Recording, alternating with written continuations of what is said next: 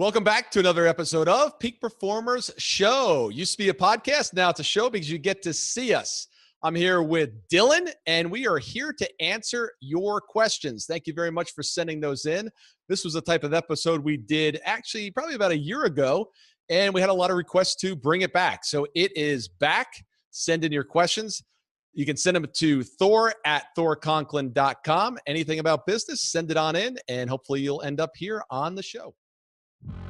Welcome to this edition of Peak Performers Podcast with your host, Thor Conklin. Thor will be sharing the necessary tools, strategies, and psychology you'll need to become a peak performer in any area of your life or business. Dylan, what's our first question? Our first question is from David in Spokane, and he wants to know about cash flow. So he is one of those people who listens to the show all the time, excited about the new format. And he said, look, I hear you guys talking about cash flow all the time. You bring it up all the time. But, I'm a newer entrepreneur. I'm just starting out. How can I have an operating cash flow if I barely have any money? If I'm having to borrow all this money, if I'm having negative profits a year, if I'm, basically paying to stay in business, how can I even start off, my business right by implementing cash flow and those kind of principles from the start?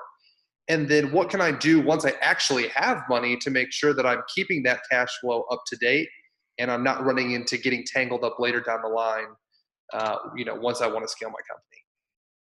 Great question. Look, in the beginning, most entrepreneurs, unless you're heavily funded, are going to have problems with cash flow, right? Because in the beginning, you've got expenses, you've got overhead, you've got very little clients or no clients, and you're just trying to figure out how to make the whole thing work. When you set up a company or go into business, you've got to make sure, one, that you're funded properly, because nothing's worse than going out of business the first year, the first month, because you ran out of capital.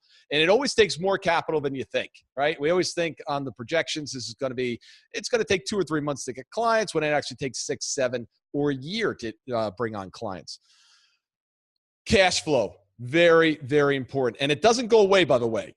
Cash flow is just not an early stage issue. It can happen during hyper growth. If you've got a lot of inventory, it can happen as well. You can have major cash flow problems. And what ends up happening as the business grows, you could actually have bigger issues, because in the beginning, if, payroll was, let's say, $2,500 a week, in a couple of years, couple of months, it could be $2,500, $250,000, $2.5 million.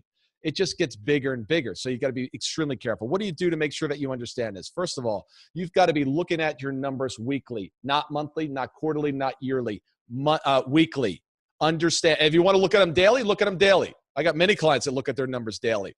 Understand them. What's coming in, what's going out, what are your receivables, what are your accounts payables, what's your balance sheet, and what's your cash flow. Ask for a cash flow statement.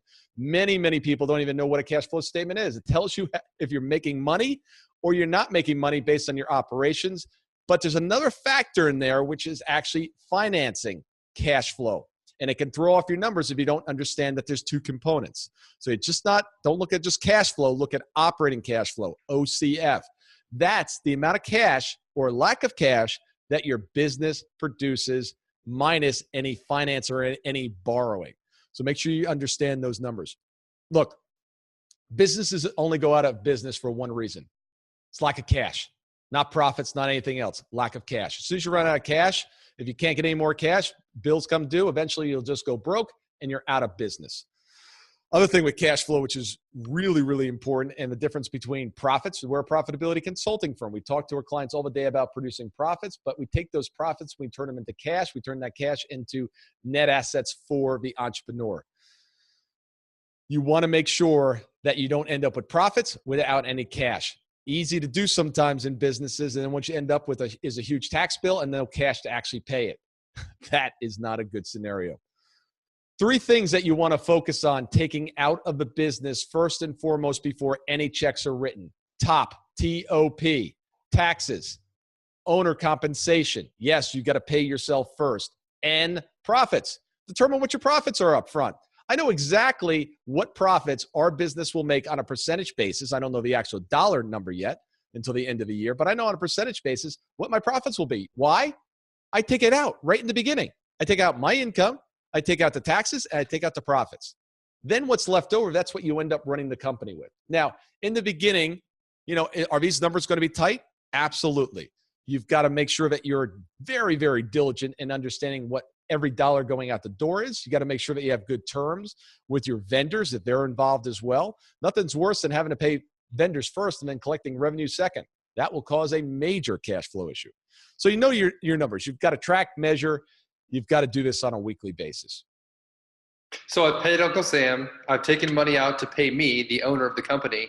Yeah. Now I don't have any money to put back in the company. So what do I do then? How do I make sure that I have enough money to pay the tax man, make sure that I'm taking home some money because I'm the one working 100 hours a week, and still have money to put back into this company to keep it running? Yeah. Some businesses shouldn't be kept alive. Some people, they should be killed. Take them out and slaughter them. I'm sorry. There are some businesses that just are not good business models. And nothing's worth. Look, I tell the story here. I don't know if I'm ashamed about it, but I'm not happy about it. I put 200. I wish it was 200. It was $980,000 into a business that was sucking me dry. But I thought I could make it work, right? I had low margins. The margins were getting worse. Cash flows were horrible. I had millions of dollars worth of inventory. And it was just, this little leak. When you go negative cash flow with $50,000 a month, then you're at 100, then you're at 150. It starts to add up. It adds up. And what you want to do is you want to save it. So what do you end up doing? You start putting more cash into it. Well, unless you cause or fix the underlying issues, it'll continue to just suck the money. And that's what I see happen all the time with entrepreneurs. I was a victim of that as well until I understood these principles that nobody gets paid until the taxes are paid, owner compensation is paid, and profits are paid. And if you can't create a balance sheet or a balanced budget, rather, after those three numbers come out, why are you doing this? If you're putting your profits back into the company,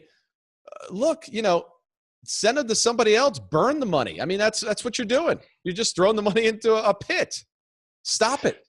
So for the people listening out there, or now watching, I guess, and the people like David here in Spokane, what's the first step that you can take to make sure that you are operating cash flow from the beginning? Or even now, let's say that you're 3 years in, you have no idea what your cash flow is.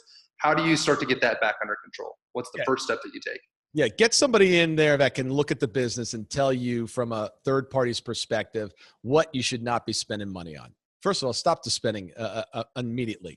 If you need to let people go, let people go. You've got to save the organization and keep that entity alive if it's one that deserves to stay alive for the people that will remain.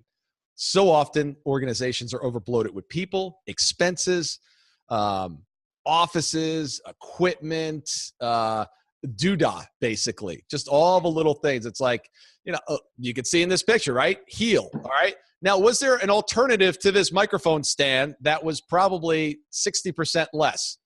Yes. Okay. I've got enough operating cash flow that I can afford, the best in the industry. But if you can't, don't buy it.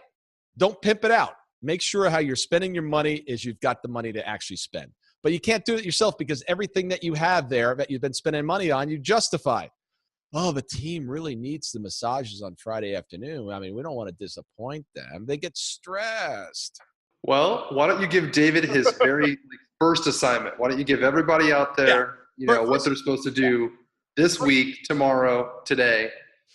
First assignment is bring somebody in to take a look at your business. It can be a fellow entrepreneur. It can be somebody like ourselves. This is not a pitch to bring us in, but bring somebody in that understands business, understands, and will look at it from a perspective that we're not there to tell you what a great job you're doing, but to get real and tell you the actions that you need to take. Part of it may be cutting on the expenses. Others might be raising raising sales, but actually raising the cost or the sale price of certain items or services. Are you making enough gross profit? Some are just set up to fail to begin with because there's not enough margin in the entire deal. You've got to start with margin. Yeah. But you need somebody other than yourself looking at this to figure out. First is get somebody in there that will tell you the truth. That's the bottom line. Start there. And would you rather have hurt feelings or hurt pockets? You know, at the end Oh, of the day. you know, some people would rather have hurt pockets. I know, that's crazy. I did for a while. I mean, it's crazy what we'll do to protect what we think are, you know, for me, it was a lot of different things. One is I don't want to take a loss. So when I was at a $250,000 loss, it was like, whoa, no. I had 5 successful exits. I'm the golden boy. I'm the guy that makes stuff happen. You know, I don't fail at stuff. So this is just a temporary little bump in the road. You know, all I need to do is throw more money at it. I'll fix this. I'm smart. Then it was $500,000. That's like, oh, all right. So, you know, I was smart then, but now I'm really smart because now I've seen a lot more. And eventually you just let your ego get in the way and you think that you're smarter than you are and that you can fix anything. That was one of my primary beliefs. You know, anything that was broken, I could fix it. Well, you know what?